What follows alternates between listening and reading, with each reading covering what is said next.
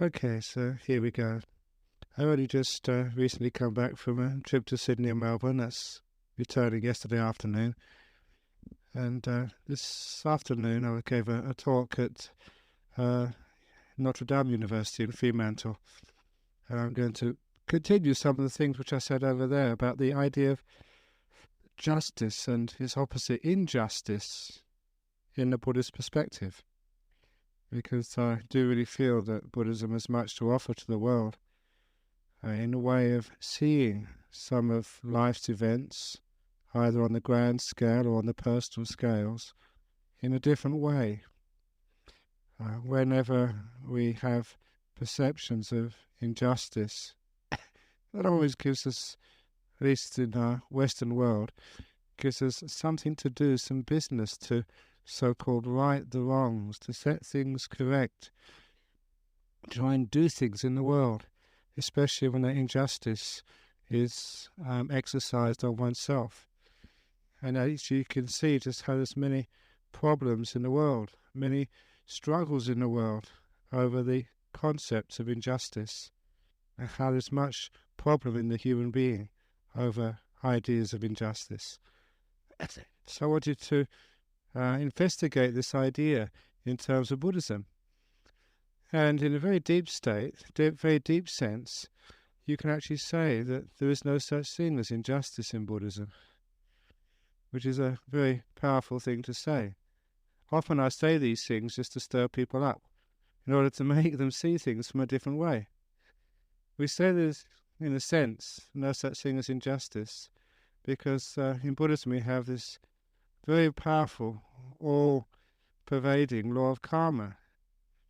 And the law of karma is basically that we get what we deserve. So the happiness we experience or the unhappiness we experience, there are causes there.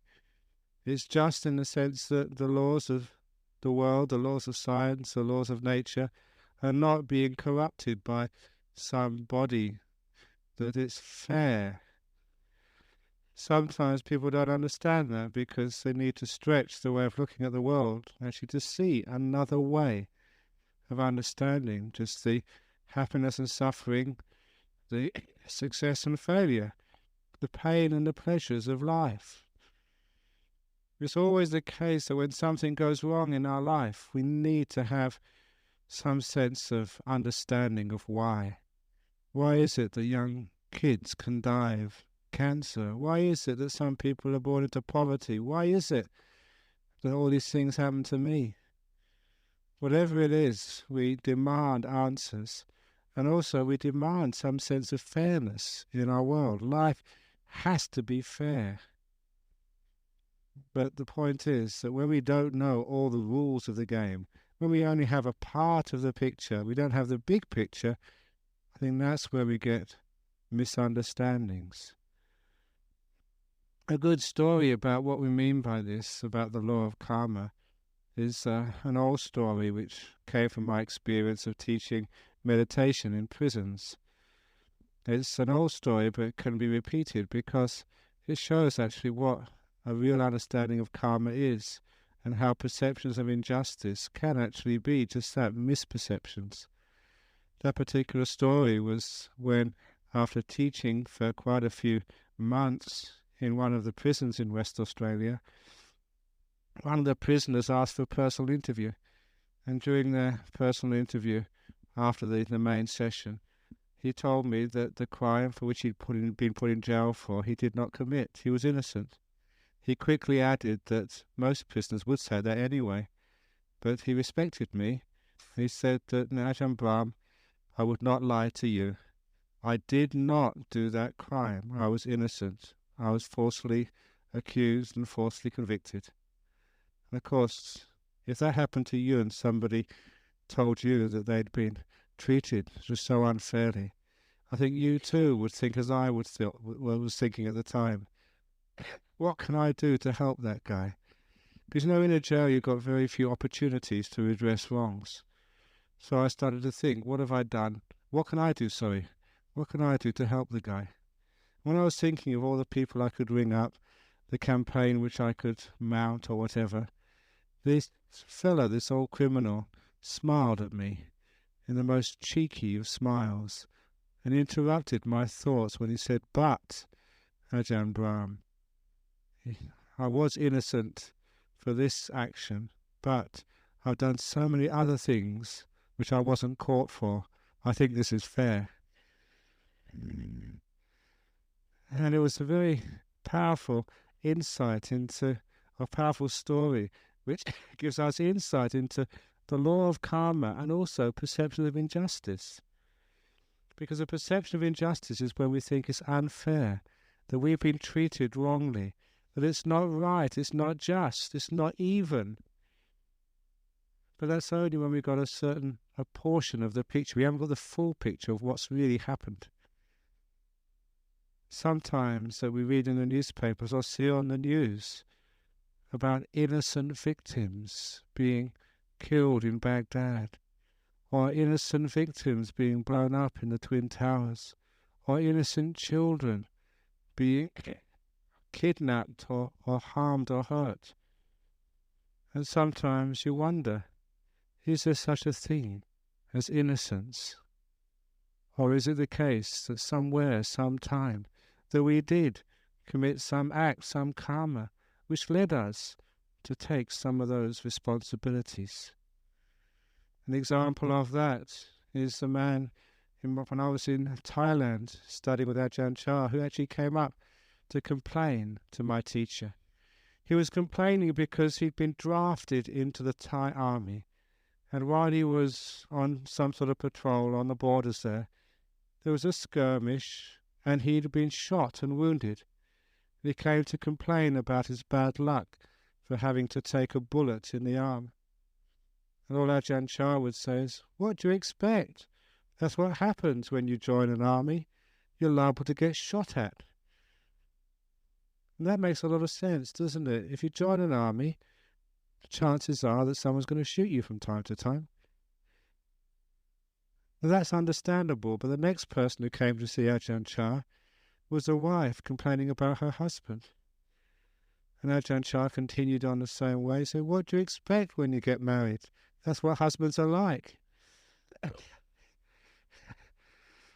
it's the same when you have children. Sometimes you complain, "Oh, my child is giving me so much problems." What do you expect?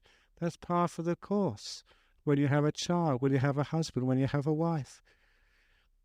It's part of the course when you get sick. Or, that's when you have a body, you're going to get sick.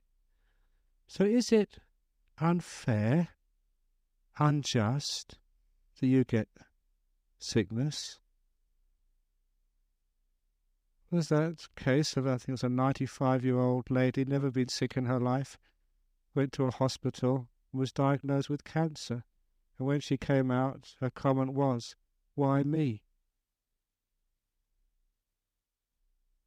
Now it's incredible, isn't it, that we think like this. When we look at the big picture, it's always, why not? What do you expect? This is what happens when you have a body. You're going to get sick. When you get married, you have sometimes problems. When you have children, it's par for the course. So is it unfair? Or is it not unfair? In the small picture, we think it is unfair. Just like when we get caught for something we didn't do. We think that's unfair. But really, what did you do? Maybe there were other occasions you got away with it. Like that criminal, many other times he'd robbed houses. He always told me, never rob people, always rob houses. You can see the psychology of that. But sometimes he got away with it. This time somebody else had robbed the house and found the stuff in his place, and so he got put in jail for it. So you can see what's happening here. Sometimes when we don't get caught, we never say that's unfair. But when we do something or when we get caught for something we haven't done, we think that's really unfair and that's unjust. So this is actually where we have to see a bigger picture. And that bigger picture is provided by the Buddhist idea of karma and rebirth. When you only look at one part of the jigsaw puzzle, it never really makes sense. Now, one part of the jigsaw puzzle, just this life, it does not make sense in just this life why some people have a good time and other people don't, why some people are rich and other people are poor, why some people get cancer or MS or some of these terrible diseases, sometimes good people. And why some sort of crooks and villains, selfish people, they seem to be healthy. Why? If you look at the big picture, then we can start to see the workings of the law of karma. But to understand the workings of the law of karma, one has to go deep into the whole process of karma.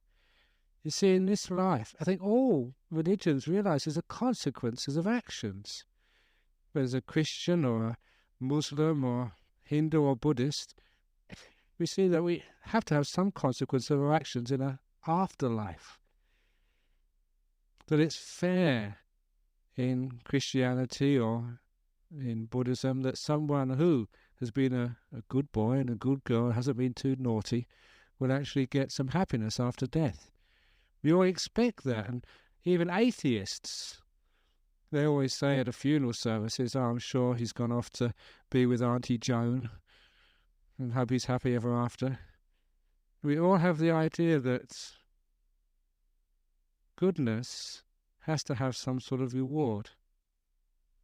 We have the idea that goodness has to have a consequence.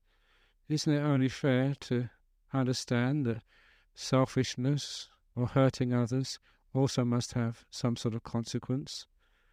And it's a consequence of our actions and our deeds, which is what the law of karma is all about. And how's that actually, how it works? It works on this thing we call the stream of consciousness, the mind. When I'm talking about the stream of consciousness, or the mind, I made that mistake again, calling it the scream of consciousness, because sometimes it is screaming inside there, thinking too much, worrying too much, being anxious, being afraid. But what I really meant was the stream of consciousness. That stream of consciousness, that flow of sensory experience, which you can perceive has been going on all day. We'll take a small break this evening when you go to sleep, and we'll continue again tomorrow. You can see that that stream of consciousness does carry with it your characteristics, your potentials, and in those characteristics, in those potentials, is involved the results of one's previous actions. You can just see that in ordinary ways. If a person has been studying hard at school when they were young, then they don't have to work so hard when they're old, in theory anyway. Only, I don't know about my career. If I'd have only known when I was studying hard at school and university that I'd be a monk for the rest of my life, I wouldn't have done so much homework. But nevertheless, just even actually doing that hard work, that sacrifice and doing things actually was good, even just to train my mind to be disciplined and to work hard. And perhaps that is something which is useful in all walks of life, especially being a monk. So what we're saying here is that stream of consciousness, just like what it's trying to describe, like a river, that river metaphor for the stream of consciousness, for the mind, you can actually see that in a river there's no two moments when the river is the same, because there's water continually flowing through it. What really defines the river is not so much the content within the river, but the channel. We know it's the River Swan because it's in that same place between North Perth and South Perth, or wherever else it is, day after day after day. But you can notice a stream, a river. If anyone knows any geography, would know that that river does change its course, it does meander, it does alter its channel from time to time, especially if there's a flood or there's a drought. Because of its actions, it wears away some banks, it floods over other banks, and it changes. And when it changes its course, that affects the flow of the water for years and decades afterwards. In the same way, you can see the stream of consciousness. The way we act now, what we do now, will affect the channel through which our thoughts, our ideas, our emotions will flow in the future. And one can actually see that this is a metaphor to actually explain the workings of karma. We create tendencies, we create character traits, we create emotional tendencies. And those emotional tendencies which we create will give us happiness for a long time or create suffering for a long time. You know that if one can start to, say, restrain one's anger, not be so upset when other people don't live up to your expectations or life doesn't live up to your expectations, the more you restrain it, the more by those actions you're changing the channel of your stream of consciousness from a way of creating problems and difficulties for yourself to a way of creating more happiness and harmony for yourself. This is why in religions like Buddhism we encourage a training of the mind, a cultivating of good qualities, to actually to change the channel, to change the river course of our mind. And if we can train in that way, we find that we can alter the way we live our life, alter the way we react to life, and thereby change what we usually call suffering into more peace and more happiness. Anger is a good example because the more you get angry, the more likely you are to get angry in the future. You can see you're creating karmic tendencies. And if you create that a proclivity, that tendency to anger, then you're liable to suffer a lot in the future. You can see that cause and effect relationship. If you start to do something about things like anger, you're actually making good karma. You're changing the course of your destiny. Like you're changing the course of the river. And of course there's many skillful means of overcoming your anger. The story which I was telling in Melbourne recently was a story of the man who had an afternoon off work, and his wife was busy cooking the meal for that evening. And so she asked her husband, "Darling, you got the afternoon off work, and I'm short of eggs. Can you please go to the market and get some eggs for me?" And the husband said, "Certainly, darling, I'll get some eggs for you." And so he went into the market for the very first time to buy some eggs. When he approached the market and entered the marketplace, a young man came up to him and started calling him terrible names, starting abusing him, and started cursing him. And the poor husband complained, "What are you doing this for? I haven't done anything to you. This is not fair. This is not just. Why me?" But all the husband's protestations didn't matter a bit. That young man kept on cursing, abusing, calling him terrible names in front of the whole crowd in the market. And the poor husband got so embarrassed and angry that he turned around and went back home. He was so upset about being unfairly abused. When he got home, his wife said, "You're back early, darling. Have you got the eggs?" He said, "No. Don't ever want to go to that terrible market again. Those people there are awful. They're just so uncivilized. They call you names, and I have never done anything to them. Why do they do this to me? This is really unjust." And for all of you wives, whenever your husband comes home from work or the market like that, you know you can't get any sense out of him until you calm him down, you soften him up. And that's what she did, and when he was all softened up, then she asked him to make some sense out of this. "What was that man like? Describe him to me." And the husband described that man. And the wife immediately recognized him. He said, "Oh, it's him. You know that he does that to everybody. He curses and gets angry at me and everybody else, because when he was young, he fell and hit his head and became crazy. The poor young man was never able to finish school or get a proper job or get married. He's out of his mind, he's crazy, and just hangs around the market all day and curses and abuses everyone. Don't worry about it. It's not your fault. The guy's crazy." When the husband realized it wasn't because the husband had done anything, it was just because the guy was crazy, all his anger and upset disappeared. It wasn't really unjust and unfair anymore. He'd found a reason, a cause why the man acted that way. And it was nothing to do with the husband. So the wife said, "Darling, look, I really do need those eggs. Can you go back to that market?" And he said, "Okay, I don't mind. And don't worry if that guy abuses you. Yeah, poor fellow must be mad." So he went back into the market, As soon as he went to the market, the young man came up to him again, cursed him, abused him, told him all sorts of terrible things about himself, in front of everybody, but this time the husband was not at all embarrassed or ashamed, because he knew the young man was crazy. He went up to the egg stall, and the man followed him, abusing him, cursing him, terrible names. And the lady behind the egg stall said, "Don't worry about him, the poor fellow, he does this to everybody. He's crazy, he hit his head. He's never been the same since." Husband said, "Yes, I know." And so the young man followed the husband all the way out of the market, cursing, abusing, calling him terrible names. It didn't matter because the young man was crazy. When the Buddha told that story, he said, if ever anybody curses you or calls you names, it may be your husband, it may be your wife, always remember that story. If anyone curses you or calls you names, they're just like that young man. They're crazy. In Buddhism, we call it temporary insanity.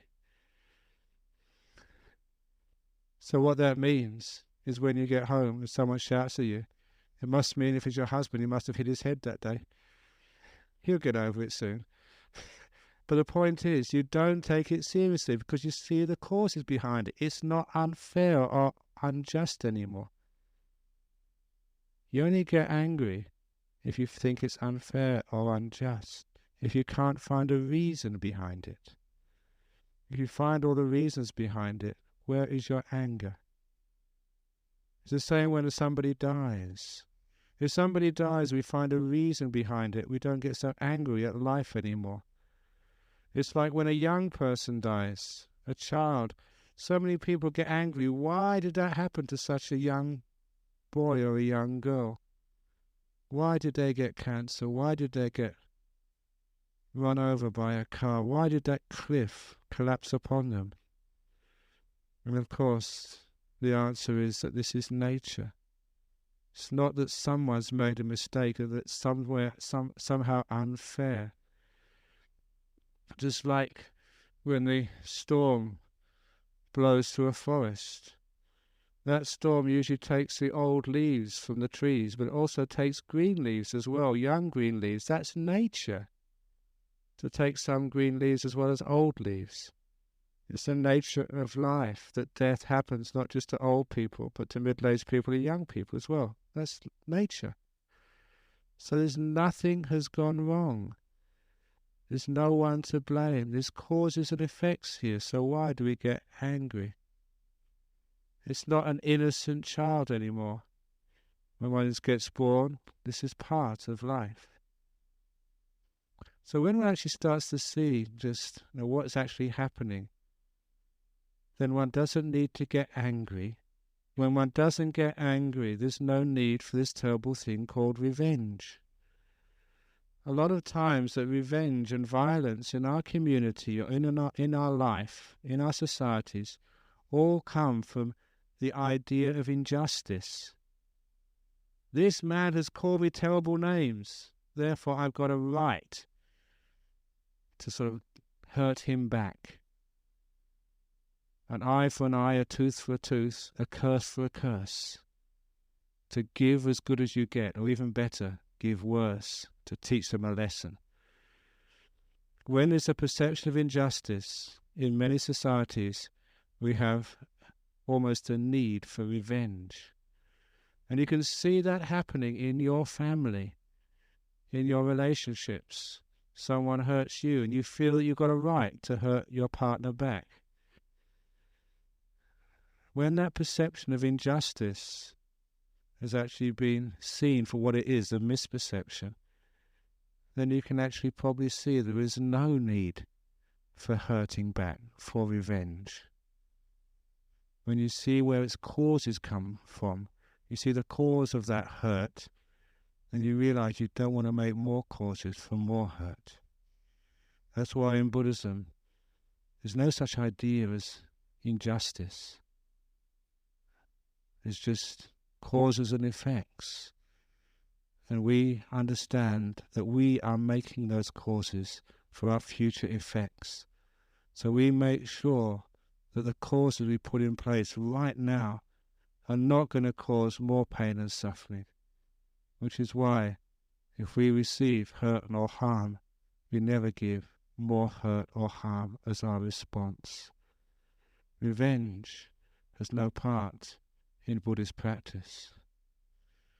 When I say revenge has no part in Buddhist practice, we still have the idea of rehabilitation, solving the problem, doing something about the situation, but not out of anger or ill will, which wants to hurt someone who's hurt me. A good example of that was the destruction of the Buddha statues in Afghanistan by the Taliban 2 or 3 years ago. And I think many people were quite surprised as how passive the Buddhists were when that happened. When the Taliban destroyed 2 very beautiful and very highly loved Buddha statues, there was no mosque was invaded and destroyed. There was no Islamic icons were damaged at all. Even though the Buddhists, as it were hurt or harmed, it was decided not to create more hurt or more harm by destroying somebody else's icons. Instead, there was always this wonderful sense of forgiveness. And of course I was very proud at that time of the Buddhist world, understanding that people could destroy Buddha statues, but they could never destroy the Buddhist wisdom and compassion, which was far more important than any Buddha statue. It was what the Buddha statue was there for in the first place anyway, to teach people, encourage people to be forgiving, to be kind, to be compassionate, to be even non-violent. And Buddha statues were destroyed, but what they represented was still there and still remained. And you can see what a powerful effect that would have. What a powerful effect it has when actually people have that same idea to the so-called injustices of life. If your wife treats you so-called unjustly, or if your children treat you unfairly, or your job treats you unfairly, to ask yourself, is it really unfair or not?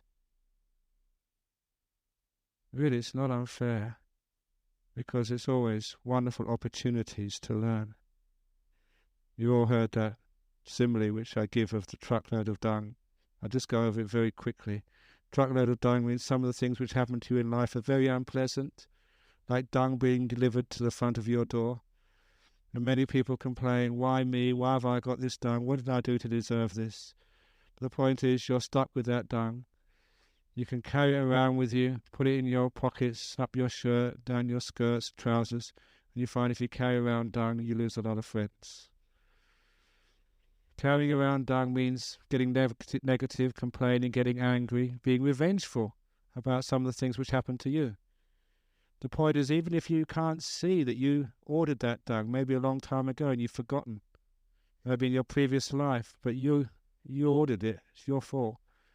You may not be able to know, but what's the point if you can see or you can't see who ordered it or why it's come to you? The most important thing is actually to dig it into your garden. Because it's the dung of life, the difficult things which happen to us in life, which we understand is where we grow. There are tests.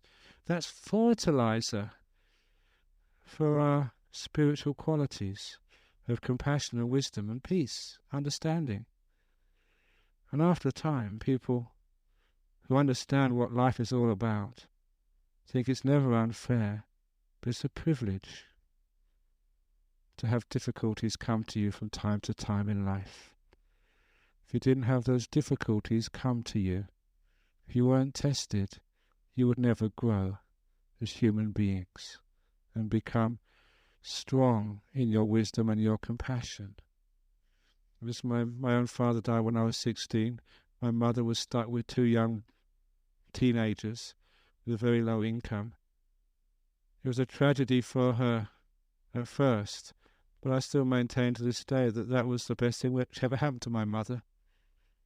She was always just an appendage of my father, never really an individual in her own right, always subservient to my father, because my father had a very strong personality. She had a much more meek and mild personality. But after my father died, she grew spiritually, amazingly so. And I could see that her independence, her own spirituality, grew because she made use of the dung of losing her husband after only, 20 years of marriage. And seeing that, there's many other examples of how what we think are injustices are really opportunities for us. So often people have told me when I go to cancer support associations, it's amazing how many times people have said the cancer they have was the best thing which ever happened to them. It really starts to make us wonder what is just and what is unjust, this idea of what's fair and unfair. Sometimes we can challenge all of those ideas. When we think it's unjust, we complain. We want to remedy, we want to blame somebody, and that's called revenge. When we understand that this is just part of life, we can actually have a different attitude. We start to do something about it. One of the great proverbs in Buddhism is rather light a candle than complain about darkness. Too often we complain instead of actually doing something about it. And doing something about it is not hurting somebody else, but actually making use of the karma we've got to deal with. After a while, there seems to be hardly any idea of revenge or hurting. But when there is a so-called injustice or something goes wrong, the idea is actually to make use of this, grow from this, to make sure there's no more harm or hurt in the future. So the Buddha's response to perceptions of injustice, to hurt or harm in the world, is to learn from this, to grow from this, to try and make sure that harm and hurt doesn't occur too much in the future. And we don't stop hurt or harm by making more hurt or harm. You don't stop a war by killing the people who've killed your son. You don't end violence by shooting up terrorists. You just make more reasons for terrorists in the future. I think most people can see what happens when you create the justification for people to take their revenge on you. Sometimes you think, am I innocent? Were the people in the Twin Towers totally innocent? Or did they have some sort of contribution to make to their demise? We always say innocent, innocent, innocent. But were we innocent? Are you innocent? Sometimes we always think it's somebody else's fault. What have we done to help others? Have we done enough? Are we really innocent? It's very easy to say we're innocent. We see the big law of karma and our contribution. To see that, we elect our leaders. We sometimes because of our actions or sometimes inactions, we contribute to our society. We make our world. Have you been heedless or heedful in your duties to society, your duties to the world? Are you really innocent? So when we actually see this, instead of actually just always saying it's somebody else's fault, let's blame them, we have this other idea of seeing the faults, taking responsibilities and doing something about it. That doing something about it when there's perceptions of injustice is making sure that the hurt and harm don't come back again. That's why that instead of talking about what's just and what's unjust, I always prefer just the terms like hurt or harm in the world. Instead of there's so much injustice in the world or there's justice in the world, let's just look upon the words hurt or harm, which is something which is not so controversial. There is hurt or harm, there is pain in the world, there's suffering in the world. Find out where its causes are, and it's to maybe suppress or end those causes for more suffering in the world. You can see where some of those causes are. This is the lack of forgiveness, the lack of understanding, the lack of compassion. If we have those beautiful causes of compassion, understanding, wisdom, harmony, forgiveness, are those conducive of more harm, or are they conducive of more peace in the world? So when somebody hurts us, our reaction, does that contribute to peace, or does that contribute to more problems in the world? This is actually how we should think and we should see things. And that way that we can become somebody who does create less of problems in the world rather than being part of the problem. As we look upon this with the way the world works, with the way that we react to other people, we also see what happens to ourselves. And somebody asked me, and it was quite part of this whole idea of justice and injustice. Do Buddhists feel guilt? The whole idea of guilt is tied up with justice and injustice. But this on a personal level, when we've hurt ourselves, when we've done something wrong which has created harm for ourselves and harm for others, what is most people's response is to feel guilty. And what is guilt but just wanting to hurt yourself even more? Guilt is a form of revenge. Only it's revenge not on somebody else but on yourself. I've made a mistake, therefore I'm going to take it out on me. If you feel guilty about something, as I've said before, in a court of law, as soon as the judge says guilty, the next thing which the judge does is pronounce sentence, punishment. And that punishment is to take away your happiness, to deprive you, to punish. And this is actually what we mean by guilt in our psychology. If you feel guilty about something, then you deprive yourself of happiness. You punish yourself if you don't punish others, if you don't seek for punishment from others. So when we understand this aspect of revenge, the revenge towards ourselves, self-hurt, we can understand that one of the reasons why there are suicides in this world, why there's a lack of self-esteem, why there is this terrible guilt complexes inside human beings. Because we've been taught that when we've done something unfair, we made a mistake, that we need to react with hurting, in this case ourselves. So when we see that this is not just injustice, it's not you've done something wrong, you're still learning. You're a human being who makes mistakes. Acknowledge them, forgive them, and learn from them, instead of wanting to punish yourself.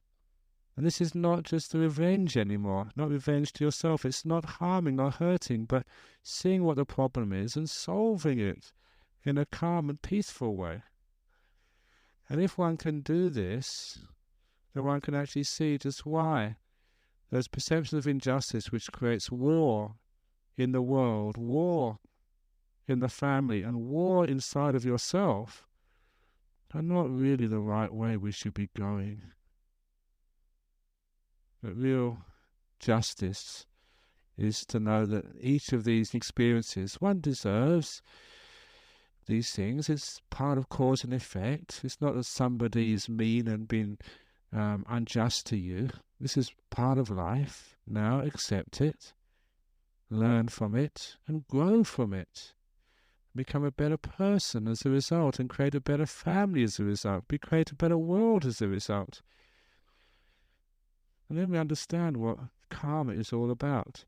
Our happiness or our unhappiness is in our power. It's not somebody else's job. We don't blame other people. You should never allow anybody else to control your happiness.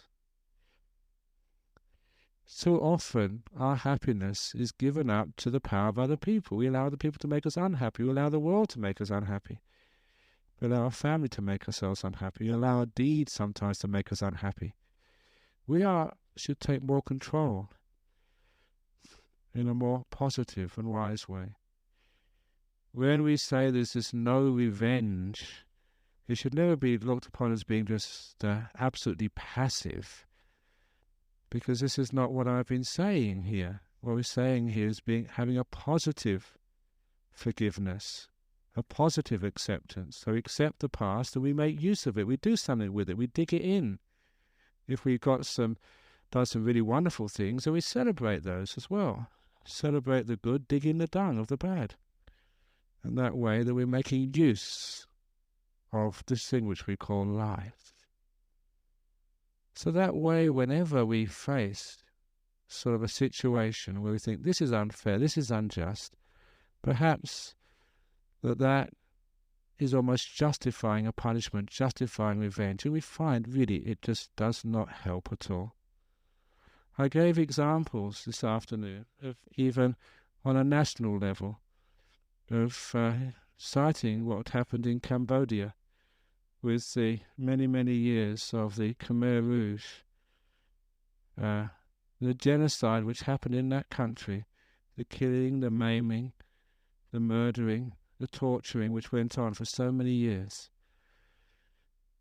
The response of many of the Cambodian population to that genocide, to that pain, was forgiveness, letting go, understanding that trying to dwell on that past, trying to get revenge for what most people would say is an injustice, would not be conducive to progress, to prosperity, to getting on with their lives in the future.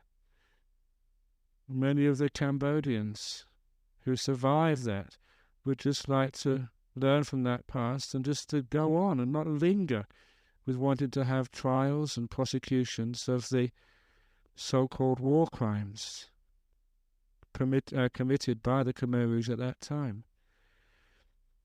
And many of the Cambodians did suffer greatly.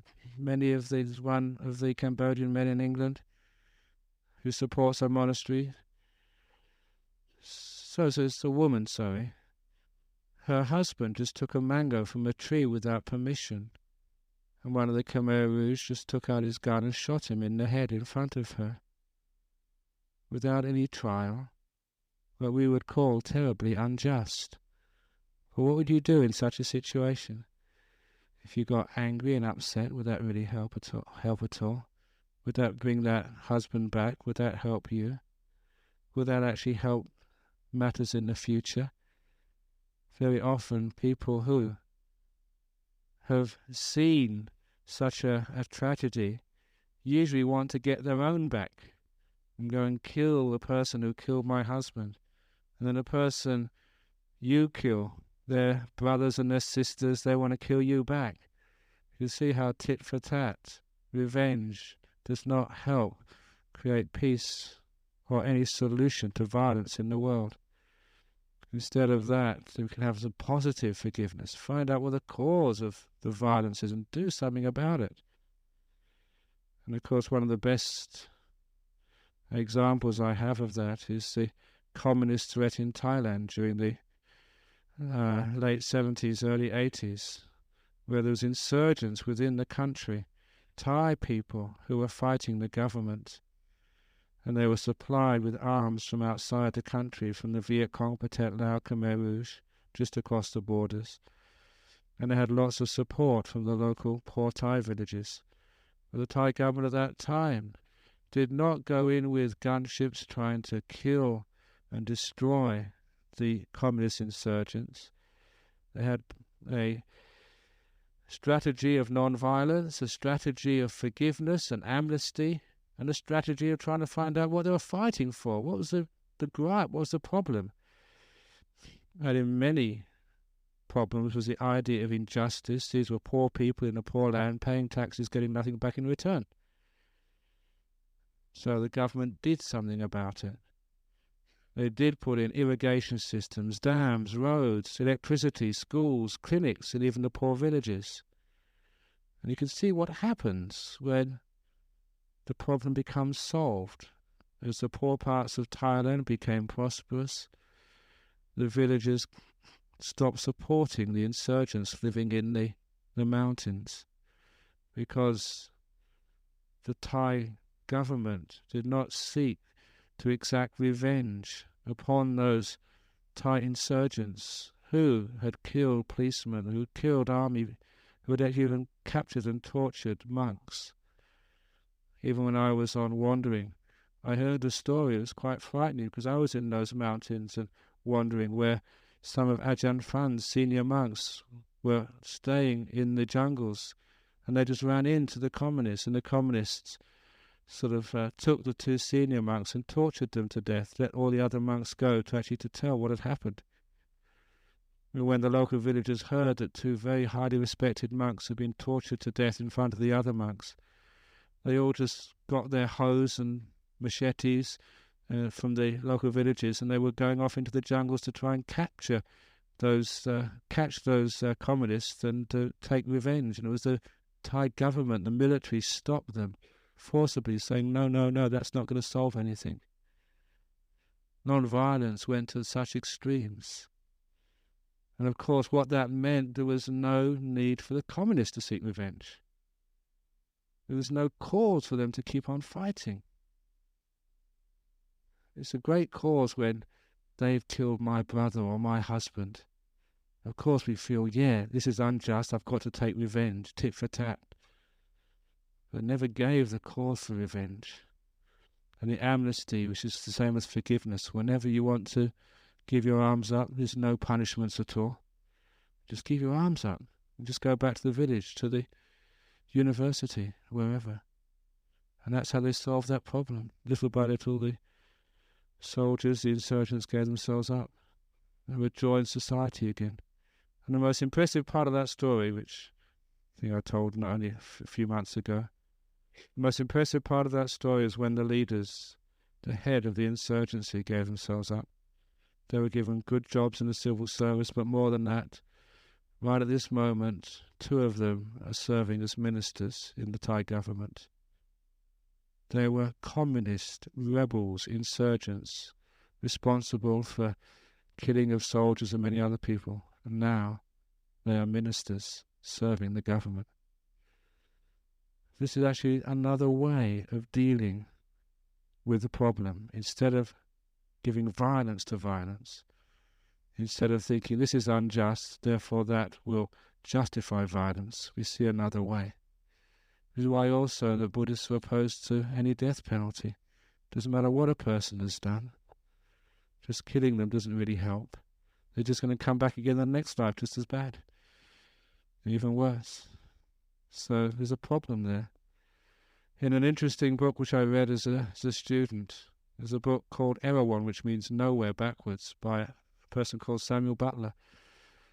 And by juxtaposing, by changing around the two things called sickness and crime, and making a crime out of sickness and a sickness out of crime, he envisaged a society when a person got sick, they were sent to jail. When they did a crime, they were sent to the doctor. There's a lot of sense to be made in that, because in one of the scenes there was a poor man who had a cold, and he was in front of the judge, and the judge was summing up before handing out the sentence, saying, "Sir, this is not the first time you've appeared before me with a cold. You're a repeat offender. And I've told you the last time you should take better care of your health, eat better food, and you've just been heedless. It's your fault. Isn't it sometimes your fault if you get a cold? And aren't you a danger to society, spreading all those germs and bugs around? Shouldn't you be put away for the safety of others?"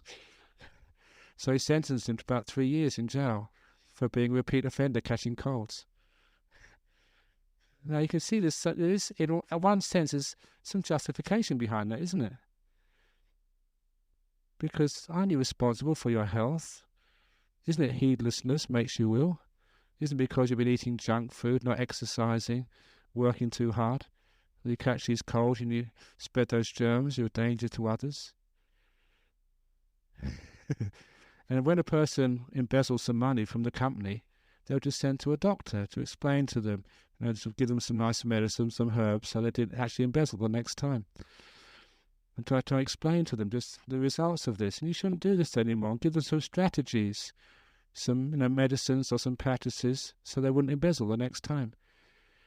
Crime was looked upon as being a sickness, which could be cured through some sort of therapy. And it's interesting, because of that juxtaposition, you started to see that why is it that we treat crime in one way and sickness in another way? I don't say that, and he wasn't saying that you should actually send sick people to jail, but should we send criminals to jail for punishment? Or should we send them for therapy to hospitals. However those hospitals are constructed, wouldn't that be a much better metaphor? At the moment we want to punish, we want revenge. Someone has robbed me. They've entered my house and stolen my goods.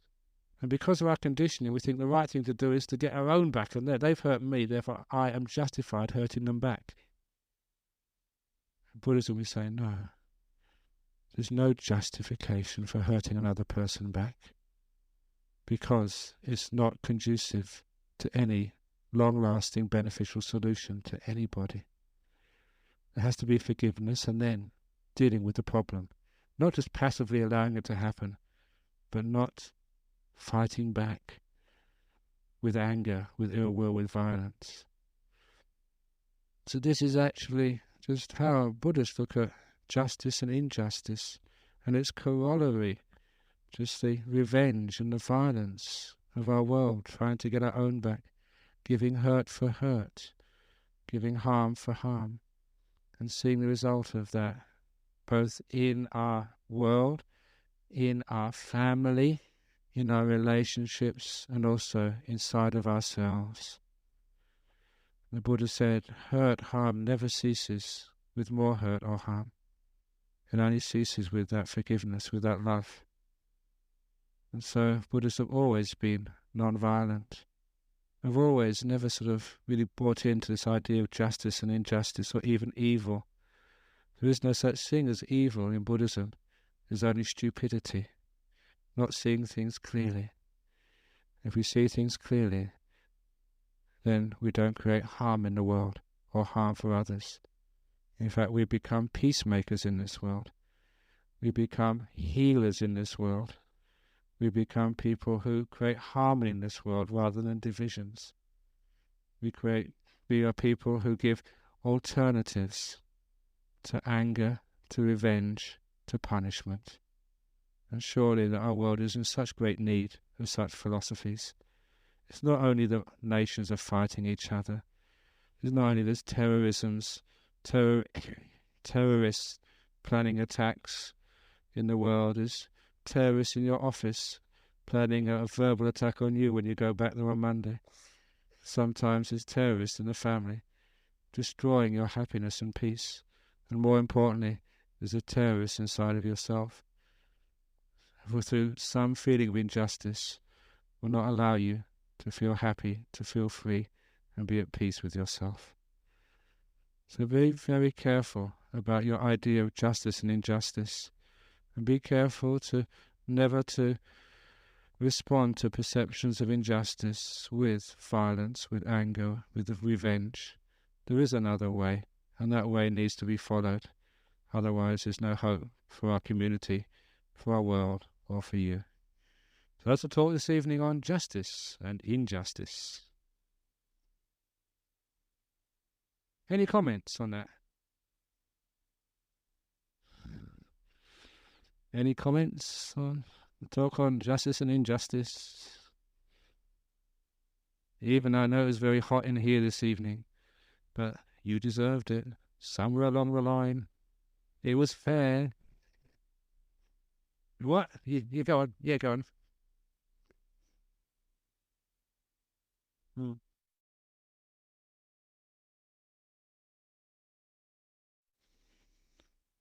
Yeah. Yeah. They're not innocent. Somewhere along the line, they've done something there. And maybe they got away with it last time. Now it's coming round to them. It's karma again. The idea of karma means you don't complain about what happens to you.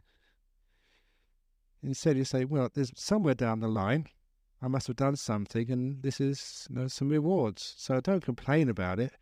So accept it's happening to me. It's not something that's gone wrong. Even if, they were innocent or they didn't deserve such a long sentence. They got it. So I just read in the newspaper this morning, Pauline Hanson has been released from jail. But she deserved to go for 78 days or however long it was. There's no such thing, because if she didn't deserve it, it wouldn't have happened. Maybe not this lifetime, maybe a previous lifetime or somewhere down the line. Because how many times do we get away with things? And when we get caught for something we think we didn't do, we think that's unjust.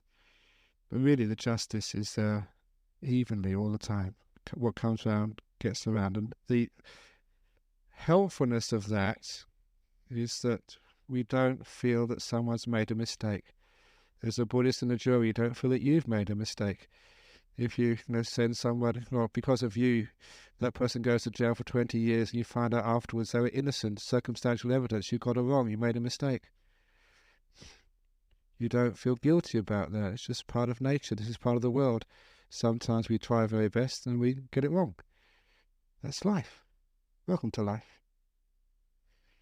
So instead of complaining about it, we say, how can we make use of this? So next time you're in jury service, listen more clearly.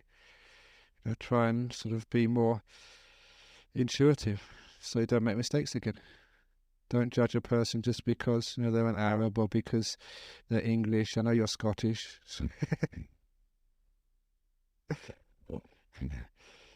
Yeah, sorry, you're not Scottish, you're Scot. So when we don't judge people like that, we can actually become better people. We learn from our mistakes instead of trying to get angry and creating problems from our mistakes. Here, go on. Okay, that's a good question. Anger and violence against potential harm. If it's coming from sort of compassion, in other words, the best for everybody, but it's not coming from revenge, fine, that's a good strategy. If I saw somebody who was just about to get run over by a car, try and push them out of the way to protect them. That's violence. If I saw somebody with a fishbone in the back of their throat, you'd sort of bang them on the back. If someone had hiccups, I'd sneak up behind them and say boo. Whatever you do. But it's not done to harm them or to hurt them. It's done out of compassion. Just like if you were a dentist, you'd sort of take someone's tooth out, you'd hurt them, create a lot of problems for them, but that's not because you hate them. It's not you're trying to hurt them. It's sometimes to help somebody, you've got to be quite firm and sometimes cause pain. But it's where it's coming from. The motive, the intention is not to harm or to hurt. We often say, why do we put people in jail? A lot of people want people to go to jail because they want revenge. They want to hurt people. They don't want it there to make the people a better person or to protect society from such people. If it really is, say there's like a sex offender who's, for unlikely to be able to control themselves, and of course you do need society. So it's a right thing, compassionate for them, compassionate for others, actually to isolate them from society in some way, but not out of desire to hurt them or to give them more harm. So it's where it's coming from is the point here. Does that make sense? Yeah. It's amazing just how, because of our conditioning, that someone hurts us and we've been taught, conditioned to hurt them back. It's Buddhism is giving another different paradigm. And we feel justified. If someone bombs Australia, we feel justified in actually killing them back. It doesn't help. It just justifies more violence. Any other question? Yeah, go on.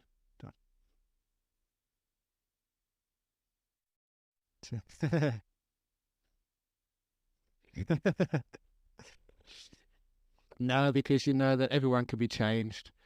You're asking that if it's a very good question. I like these curly ones. You're saying if that somebody was like a terrorist and they were so brainwashed they couldn't do nothing else, wouldn't it be compassionate to take them out this life to give them another rebirth somewhere? But of course, that really doesn't help them at all. And as a Buddhist, the story of Angulimala, who was a terrorist, a serial killer, and everyone can be changed. And sometimes you do hear stories of that, about these violent prisoners in jail who killed. And something happens to them and they sort of suddenly switch and they see just another way of looking at life. And then they can start making a contribution to the world, a contribution to society, to pay back. And some of those people can be good people. It's good to give people a chance to change from being a terrorist to being a saint. So certainly they should, obviously to make sure they don't create more harm. But it would be wonderful to put some more resources into looking after terrorists and even offenders. Too many people go to jail, come out again and reoffend. Punishment doesn't work. When I was at school, if I got punished, all I learned was not to get caught next time. It wasn't actually teaching me why I was being punished. I just was afraid to get caught. So I was very smart. It just made me smarter, more sneaky, that's all. Yeah.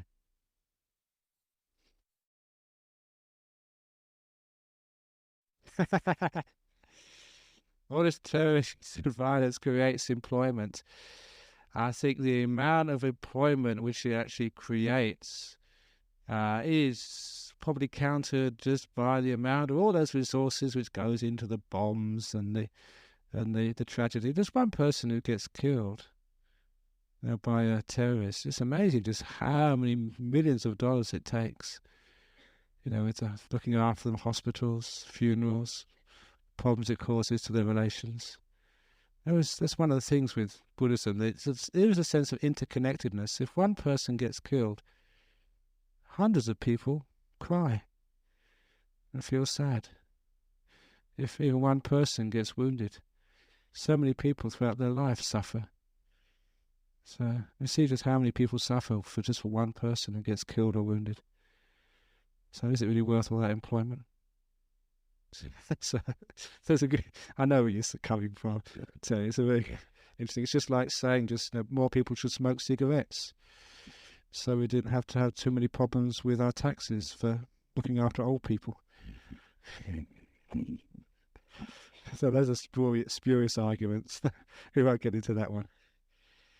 Okay, I think that's enough for this evening now. So thanks for listening to some reflections, some comments about justice and injustice, violence, and to ourselves, to others, to the world. So we now have some announcements.